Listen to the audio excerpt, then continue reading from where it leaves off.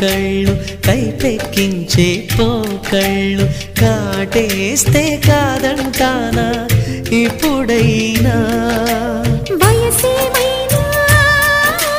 సొగసేమైనా మరపించే మనసేమైనా నవ్వు నవరాత్రి నీ కోసం తీసుకువస్తున్నా మైనా ఏమైనావే మన్మథ మాసం అయినా ఎంతైనా ఇది మెత్తని మోసం తీయనైన తీరిక తీర్చమంది కోరిక